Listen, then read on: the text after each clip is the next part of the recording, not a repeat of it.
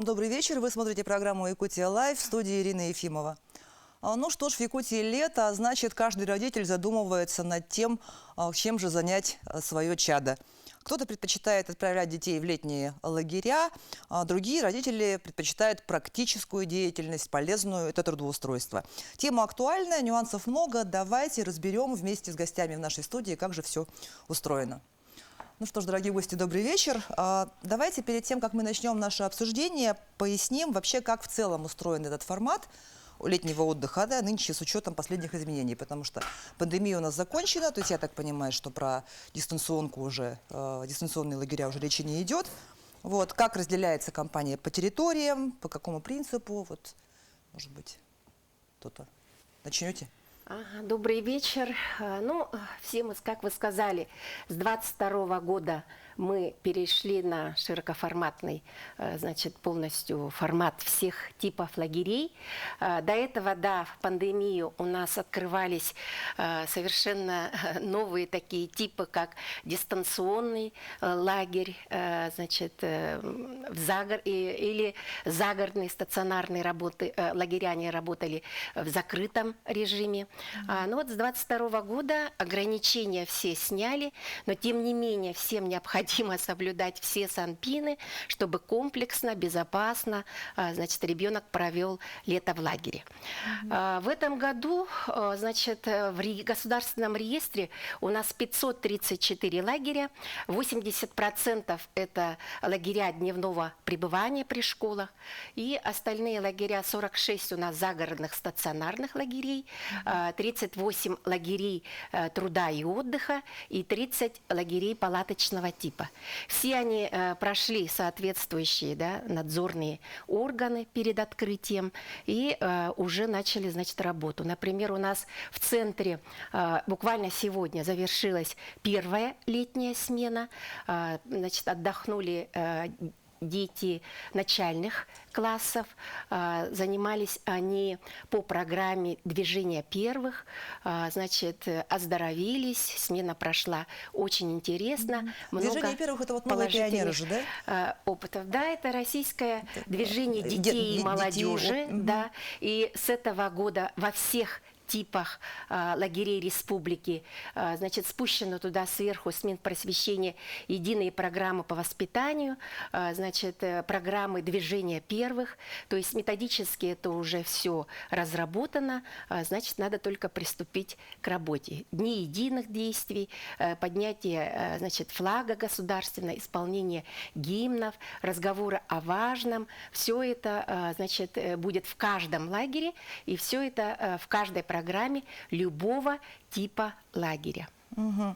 Вы сказали, вот более 500 лагерей, это в целом по республике, да, цифра? Да, 534, потому что нельзя открывать лагерь, если он не вошел в государственный реестр. Только эти лагеря открываются, и они безопасны, значит, для родителей и законных представителей. И 534 лагеря у нас открываются по республике. Но вообще, в целом, показатели у нас такие, что 75,5% от общего количества школьников мы должны охватить и отдыхом, оздоровлением и занятостью. Но если примерно в республике где-то 153 тысячи детей школьного возраста, вот, то есть большая часть из них будет, значит, охвачена отдыхом. Ну и 50,5% это половина детей обязательно, значит, должны быть охвачены и отдыхом, и оздоровлением в разных типах лагерей. Если в республике мы запланировали порядка 50 тысяч только отдыха у нас в республике, то за пределы республики на Черноморское побережье, на побережье Японского моря запланировано и, значит, и самостоятельный выезд совместно с родителями где-то 10 тысяч ребятишек мы планируем, что они отдохнут за пределами. Но помимо этого у нас есть квоты во всероссийские детские центры, такие как «Артек», «Орленок», «Океан», «Смена». Где-то 500 путевок, значит, наш регион получает бесплатно. Это бесплатные путевки, есть квотирование. Ну и любой ребенок, значит, с родителем, законным представителем самостоятельно может зайти на сайт данного учреждения, раздел «Автоматизированная информационная система путевка», самостоятельно зарегистрироваться, приложить свое портфолио, и уже, значит, система Всероссийского детского центра делает самостоятельный отбор. Потом мы, значит, видим, какие дети попали, мы уже формируем группы. То есть уже, значит, мы подбираем сопровождающих из числа, у нас есть банк сопровождающих, это в основном педагоги, медицинские работники, которые, значит, сопровождают детей до лагеря и потом забирают и привозят их домой в Якутск. То есть, получается, сейчас это не... Я, насколько знаю, что раньше распределялись эти бесплатные путевки через муниципалитеты. Да. Вот. Раньше эти путевки даже не через муниципалитеты, их распределяла республиканская межведомственная комиссия. Значит, защищались мероприятия республиканские, да, и вот дети, которые, значит, имеют достаточно высокий рейтинг, они путем отбора этой комиссии, они, значит, попадали в эти лагеря. А сейчас уже все самостоятельно, значит, родитель сам заявляется на портале. И на общих основаниях на там общих уже основаниях система сама выбирает. Да. А как в городе у нас организовано детский отдых? Ну, сейчас в целом единое федеральное образовательное пространство, поэтому так же, как и по записи в школы и детские сады, запись в лагеря с этого года идет через госуслуги. Это имеет свои плюсы, но и в то же время определенные нюансы. В частности, нам часто сейчас идут обращения, и с этим можно согласиться, что не учитывается в достаточной мере социальный статус. А вот давайте как раз на тему госуслуг посмотрим сюжет, который мои коллеги подготовили. Спрос на детский отдых с каждым годом растет, и только не все желающие попадают в летние лагеря. В этом году прием заявлений проводился двумя способами. Это обычное письменное заявление и заявка через госуслуги. Но, как оказалось, нововведение стало проблемой для многих родителей. 1 мая в 9 утра мы подали заявление через госуслуги. Заявление системой было принято. И в течение 7 дней стояло, что будут рассматривать данную заявку. Но ответа звонка нам не поступило. И я в новостях посмотрела, что срок приема заявлений увеличен в связи с тем, что поступило очень много заявок. Мы ждали этот период, ждали. И после 14 рабочих дней так и не поступил ответ, ни звонка, ни ответа. Заявление висело со статусом «получено ведомством». Далее женщина обратилась в учреждение, которое курирует весь этот процесс, где ей сообщили, что именно 1 мая, когда стартовала приемная кампания, произошел системный сбой. Мы, в свою очередь, обратились в ресурсный центр, который курировал процесс записи. Сбой вообще произошел из-за технического характера. То есть то, что эти некоторые заявления, они не пришли в ведомство именно. То есть там путаница произошла. Но вообще, то, что если подали через госуслуги, это не факт, то, что они попадут. Вот это, нужно вот это понимать. Это все равно идет отбор детей. То есть в любом случае. Да. А вот эти заявки кто обрабатывает? Это специалисты. Нет, это непосредственно учреждение уже обрабатывает. То есть каждое учреждение, у них есть доступ именно на портал государственных услуг, и они сами обрабатывают заявления. Ну вот, как мы видим, как вы начали, да, что есть свои нюансы, не у всех получается. Вот как вот реагировать на подобные ситуации? Как вы их решаете? Ну, управлению образования было очень сложно реагировать, потому что у нас, к сожалению, не было такого доступа администратора или даже наблюдателя Мы не могли видеть запись, как она идет, где что зависло, сколько даже заявок подано, в какие лагеря конкретно. Поэтому сейчас мы, у нас был уже разговор, мы обсуждали и с Министерством образования, и с основным бором о том, что это, конечно, первый блин, скажем так, да, и на следующий год необходимо учесть все эти нюансы, которые возникли в этом году, для того, чтобы запись шла безболезненно.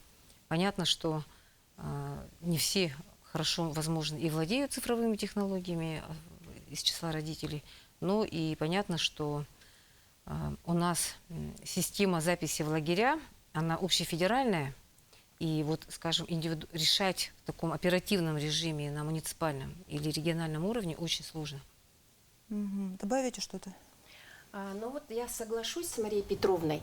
Действительно, это для нас новое изменение, но сейчас каждый, значит, житель нашей республики работает на госуслугах. Без этого мы жизнь свою дальше и не Уже не представляем, представляем. да, потому что все быстро обрабатывается. Но надо сказать, да, наше министерство родное, оно быстро среагировало. Вот то, что сказала Мария Петровна, пока не дали, да, но сейчас доступ имеет каждый лагерь. То есть каждый лагерь имеет доступ, каждый район муниципальный к данной системе, поэтому идет обработка. Например, только в центр Сосновый Бор, значит, поступило порядка 2000 заявок, да, из них где-то, наверное, еще 500 нам останется обработать, но, слава богу, это поздние смены. Ну и нестыковка еще в том, что админрегламент у нас, значит, рассматривает заявление до 30 дней, а госуслуги нам поставила до 6 дней, да, то есть вот здесь сейчас мы работаем над этим вопросом. А насколько вообще удовлетворяет количество, скажем так, потребностям? То есть всем ли желающим хватает путевок или не всем? Ну, смотря в какой лагерь, да. Ну, то есть понятно, что Да. желающих больше, там Да, в какие-то да. лагеря за рубеж, в смысле, за рубеж республики, я имею в виду, да? Да. Ну, надо так сказать, что вот когда я шла на эту передачу, ну, я так и думала и скажу, потому что наше правительство очень много уделяет вообще этому вопросу большое внимание. У нас лето прошлого года, значит, лето этого года началось уже, как закончилось лето 22 года. Работает большая межведомственная комиссия, где обсуждаются различные вопросы. Например, последним решением комиссии было принято такое решение, что в Сосновый Бор дети попадают через квотирование, которое выделяется муниципальным районом. И они на местах уже решают, значит, кто попадет к нам. Спасибо. Мы продолжим обсуждение после небольшого перерыва. Оставайтесь с нами, не переключайтесь.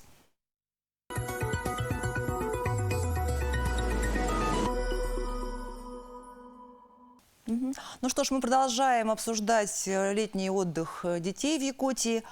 И вот вопрос такой о количестве платных и бесплатных путевок. То есть я уже поняла, что родители в лагеря за пределы республики подают, значит, сами самостоятельно, и там система отбирает, кто, значит, проходит по какой-то, видимо, бальной системе, Это да, которая это учитывает... во всероссийские детские Во всероссийские центры. детские Да. центры. То есть там учитывается, наверное, там и успеваемость, и там Да. какие-то еще показатели, да, здоровье и так далее.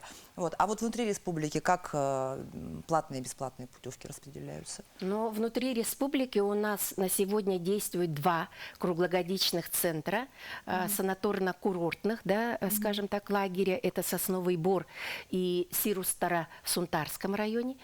Все путевки, значит, которые финансирует государственная программа развития образования, они бесплатны для всех категорий. Ну, конечно же, преимущество сегодня мы отдаем детям из семей, значит, военнослужащих, детям, да, трудной жизненной ситуации, ну и далее попадают все дети. Ну, еще есть особая категория детей, это дети с инвалидностью ОВЗ. Вот расскажите, пожалуйста, как вы организовывали летний отдых? Расскажите. В 2019 и 2021 году нами был организован летний отдых для семей, воспитывающих детей с инвалидностью. Это смена в обычную смену со здоровыми детьми. В обычном лагере, лагерь «Радуга», нам предоставлено было один корпус, и в этом корпусе мы по своей программе занимались с детьми с инвалидностью. Не только с детьми, но и с семьями. То есть вот эту летний отдых и реабилитация, ребенок с инвалидностью не может пройти ее сам один, потому что нозологии бывают абсолютно разные. Некоторые дети не могут находиться в лагере только из-за того, что у них ограниченные возможности здоровья. И только с родителями они могут отдохнуть в летнем лагере. Мы брали в смену семьи, состоящие родитель, не обязательно мама, у нас были и папы, ребенок с инвалидностью и здоровый ребенок, который из семьи. То есть эту реабилитацию и отдых прошла вся семья. Комплексно. Комплексно, да. Комплексно они у нас научились вместе работать, вместе что-то создавать. Мультипликационная студия у нас была, театральная студия, множество мастер-классов. Смена всего проходила 5 дней, потому что для детей с инвалидностью на самом деле очень сложно длительный период. Вот эти смены очень важны и нужны детям. На самом деле на территории республики, кроме нас, никто не организует подобные смены, в которые бы входили родители. Да? У нас не учитывается вот эта проблема, то, что ребенок с инвалидностью не может посетить обычный лагерь. Естественно, родители не подают на него заявку в обычные лагеря, так как понятно, что по состоянию здоровья он не сможет принять участие в смене.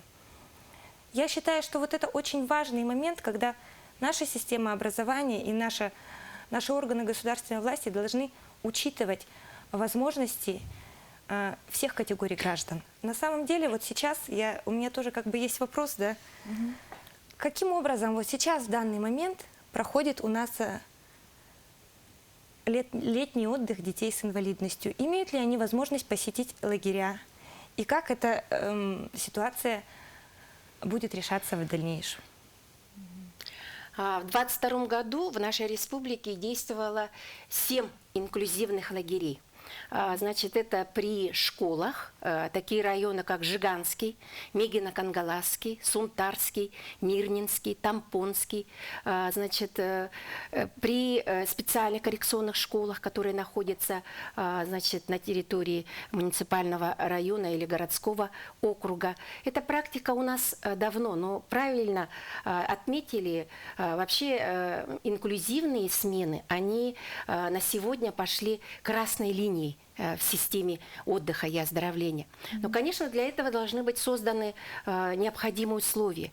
Если мы берем на смену ребенка, например, да, 6-го значит, вида, то и колясочника, обязательно пандусы, да, обязательно, значит, туалеты специальные, да, ванные комнаты и так далее, и так далее.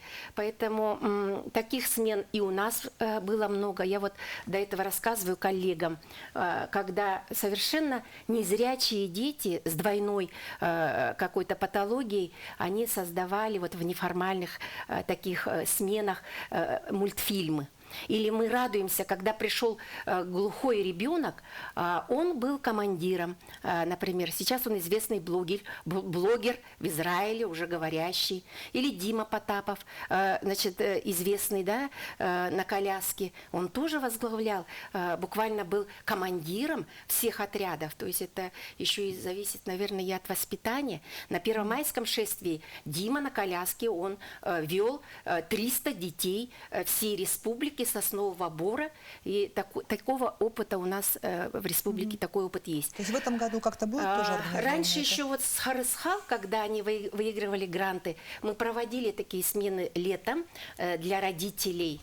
Ну, ответственность, конечно, брала на себя организация, потому что и родители, да, у нас деньги-то только финансирование идет на детей школьников, поэтому там нюансы есть.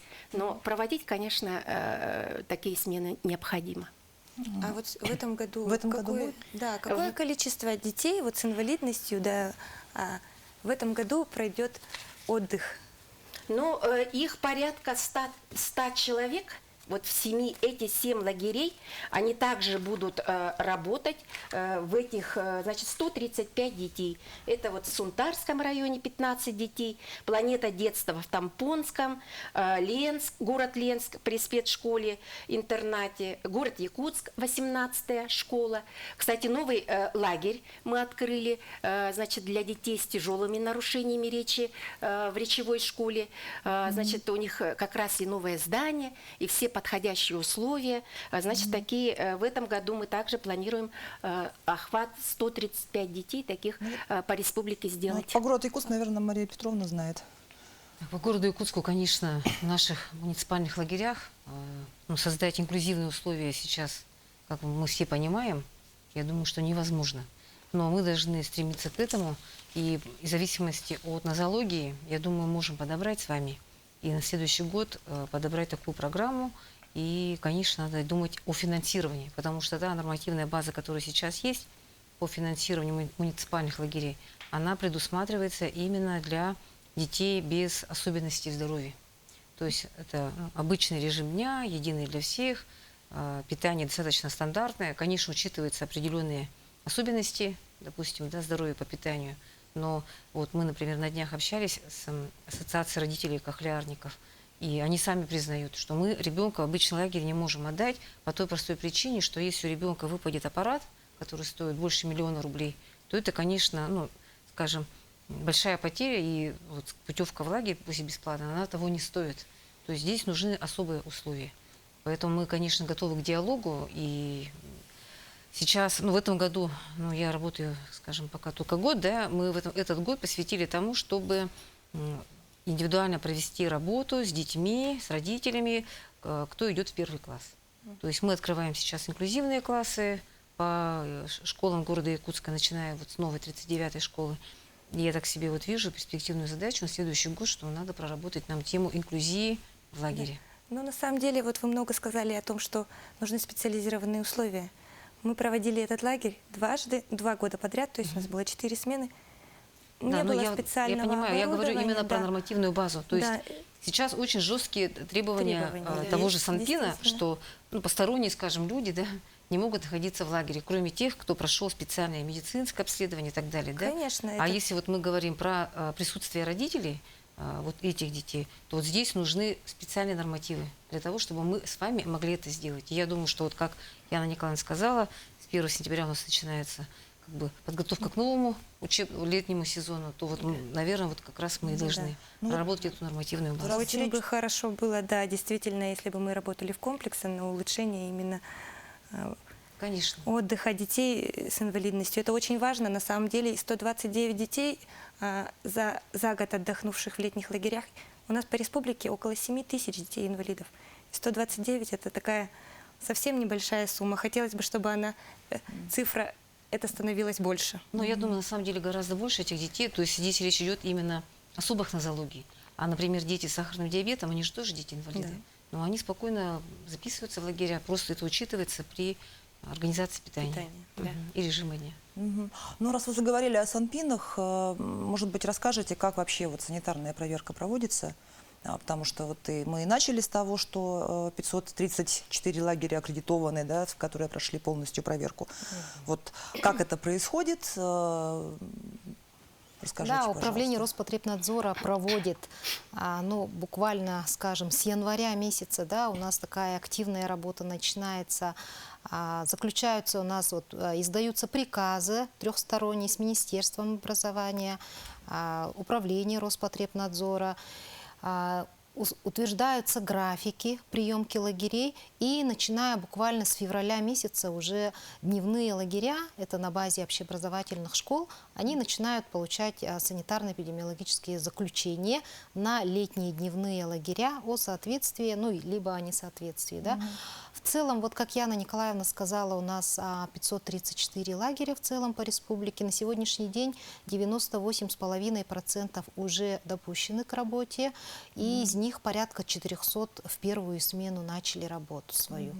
Вот я не Поэтому могу не- лагерь должен получить обязательно после всей экспертизы экспертного органа, тоже утверждение это Роспотребнадзора, санитарно-эпидемиологическое заключение о соответствии. Допуск. То есть так допуск, называемый. да. И, как Яна Николаевна выше уже сказала, есть реестр государственный, это республиканский реестр, и только эти лагеря, только по этому реестру, подаются на заявки. То есть лагерь обязательно, если будь он государственный, будь он муниципальный, частный, он должен обязательно войти в этот реестр, далее получить санитарно-эпидемиологическое заключение с нашей стороны, Роспотребнадзора, да, и, соответственно, по сменам уже работать. Для того, чтобы получить санэпидзаключение, очень много вопросов уделяется этому. Это несмотря не только материально-техническая база, это и весь персонал, это все их медосмотры, санитарно-гигиеническое обучение, вакцинация, сдача перед сменой непосредственно обследований на вирусные кишечные инфекции, стафилококк и так далее. В общем, вакцинация от коронавирусной инфекции, в общем, все это учитывается. То есть даже если частный лагерь, он все равно обязан получить такой вот допуск. Обязан. Я не могу не спросить про лагерь Бинго. Он вот частный или не частный? Что там? Муниципальный. Это наш лагерь муниципальный. Да, а что Да. ж там такое произошло-то? На самом деле, конечно, не секрет, что муниципальные лагеря с очень такой старой материально-технической базой. Все это наследие советских лет, Да, он на базе постройки советского 50-х, лагеря. 60-х годов. И, конечно, требуется уже не косметический ремонт, а требуется капитальный ремонт. И вот то, что вышло в социальных сетях, мы в выходные с вами видели, да, это не то, что лагерь находится в антисанитарном состоянии. Просто имеется в виду, что изношенность, высокая изношенность материальной базы. В целом санитарное состояние, конечно, хорошее. Самое главное в лагере – это чтобы было чисто и чтобы питание осуществлялось в правильных санитарных условиях в соответствии с И санпин. чтобы был грамотный персонал. Да, и это имеется. Но другой вопрос, что, конечно, стены обшарпанные, там пол тоже старый очень. Но по большому счету для детей это не важно. Для детей важно, что это, конечно, друзья, Отдых, компания, отдых, хорошая интересная вожатая. программа, хорошая вожатая. Они не замечают там полы какого эксклюзива или не эксклюзива, да? Это мы, взрослые, это все видим. Вот поэтому здесь мнения родителей детей, конечно, скажем, не совсем совпадают, но при этом все-таки я считаю, что все, что не делается, делается к лучшему, и это хорошо, что этот случай сейчас такой вызвал общественный резонанс. Может, он потому что- привлечет внимание к тому, в каком Нет, состоянии у потому нас что вообще понятно, лагеря что мы все прекрасно находятся. это знаем и видим. Средства определенные выделяются на ремонт, но требуются все-таки более масштабные программы именно капитального ремонта лагерей. И в этой связи мы надеемся сейчас и на следующие игры «Дети Азии», что в рамках подготовки к играм тоже будут выделены Вот у нас средства. сейчас как масштабный капитальный ремонт школ идет по всей республике, да, с прошлого года. Также, наверное, должна Но быть я следующая хочу программа сказать, по лагерям. Да, добавить, Ирина Марию Петровну, с этого года по поручению президента Российской Федерации, Министерство просвещения России разработало такую программу. Выделяются, средства на легко возводимые, конструкции, и со следующего года уже будет выделяться средства на капремонт. Но, к сожалению, в этом году мы не попали, потому что это было тоже очень скоротечно. Весь процесс мы должны были полностью быть готовыми. Но на следующий год, мы своим кураторам заявили. В основном это, конечно же, стационарные базы. Продолжим разговор наш после перерыва. Оставайтесь с нами, не переключайтесь.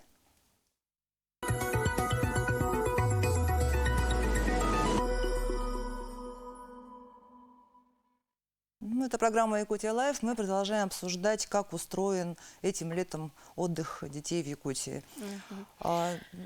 И я говорю про систему обветшания.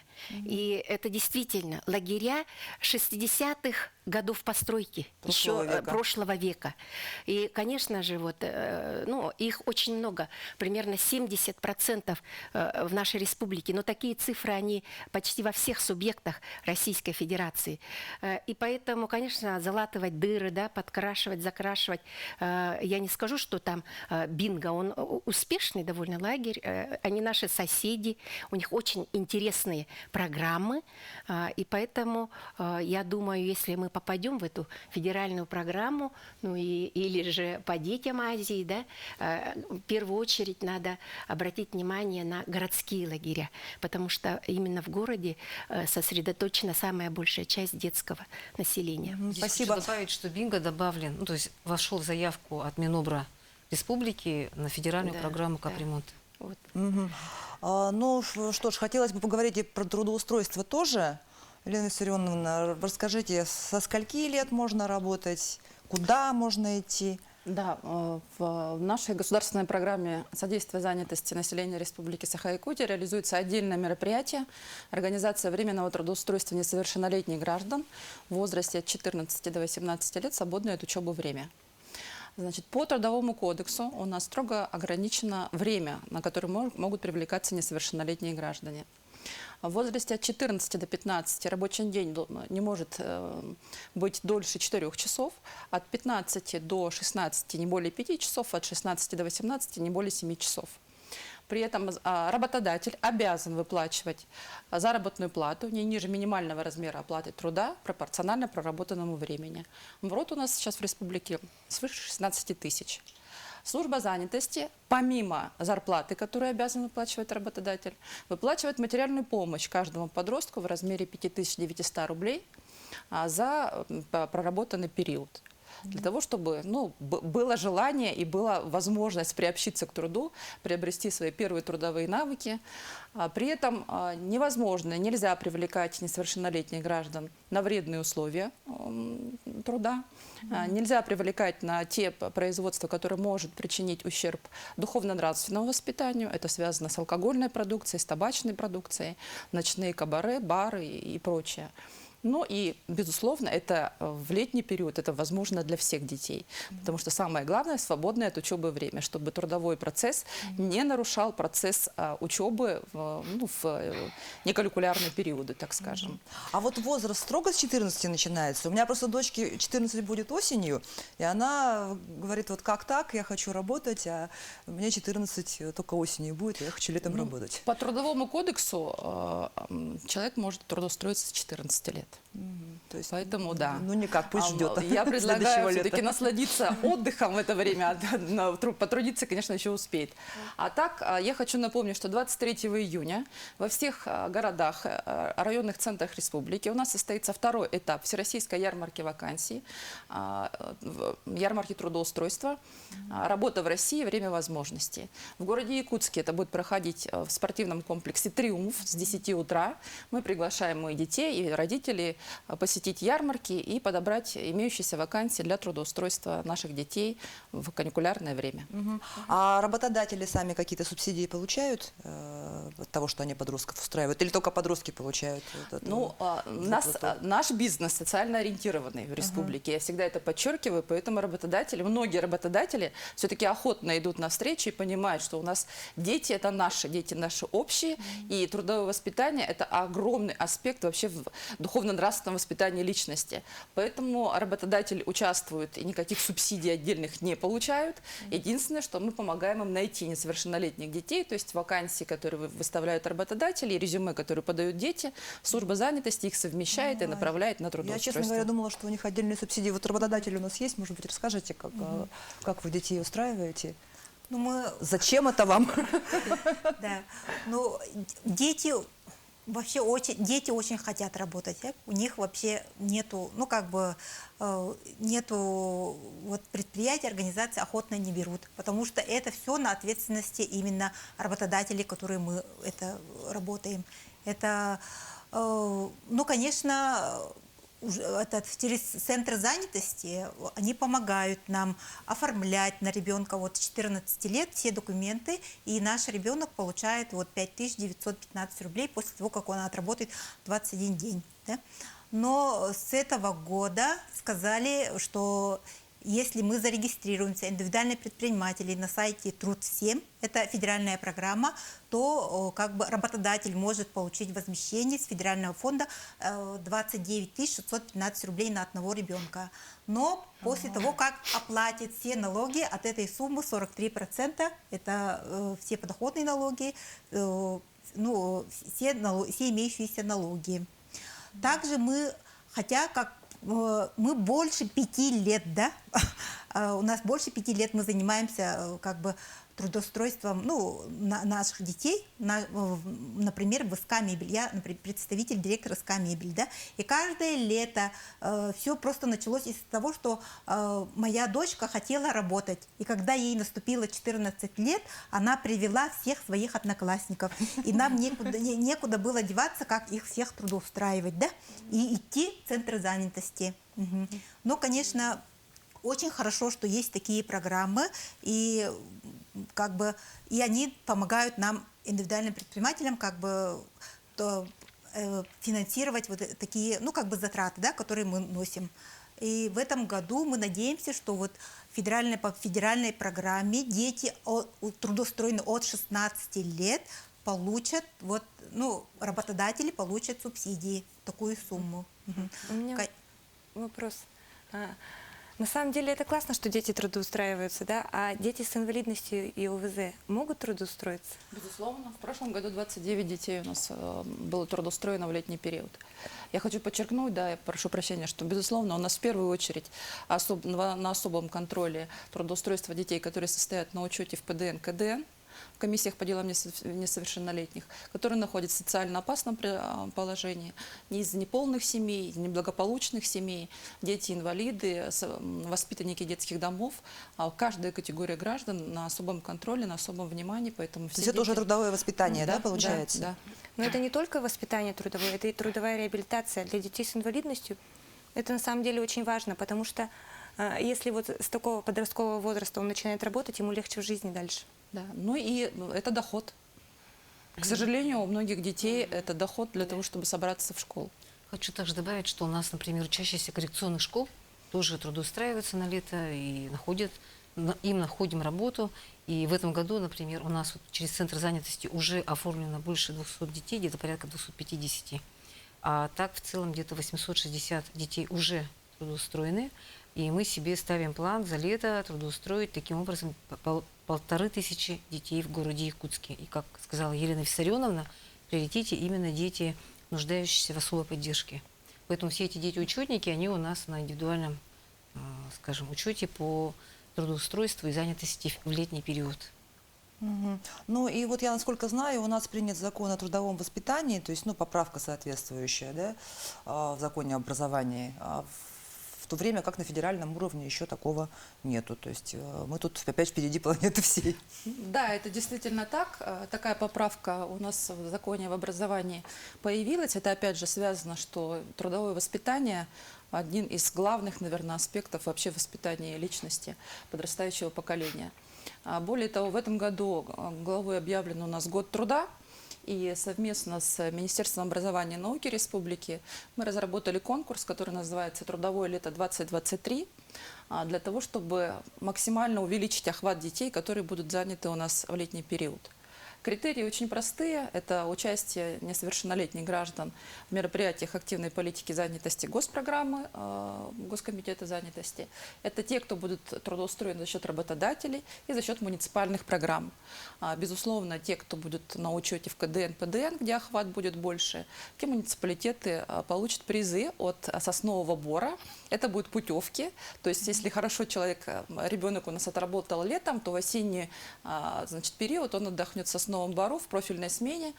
За первое место это 15 путевок бесплатных, за второе место это 10 путевок, и за третье место 5 путевок. Поэтому мы ждем окончания летнего сезона. Мы надеемся, что муниципалитеты примут активное участие, и наши ребятишки отдохнут в сосновом бору.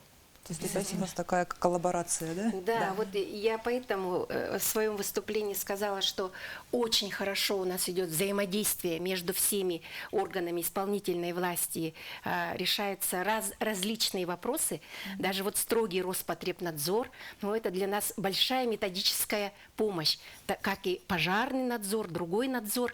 Вот мы в такой тесной связке работаем под руководством Сергея Васильевича Местникова, зампреда республики, и поэтому система отдыха, значит, у нас на хорошем таком уровне. Но помимо, значит, тех лагерей, которые перечислили, 38 лагерей труда и отдыха, это в основном сильные такие лагеря, которые в прошлом году заявили о себе на уровне Российской Федерации. Например, лагерь труда и отдыха Көдей из Верхоянского улуса, он стал лауреатом первой степени, значит, как лучшая разработка программы по трудовому воспитанию.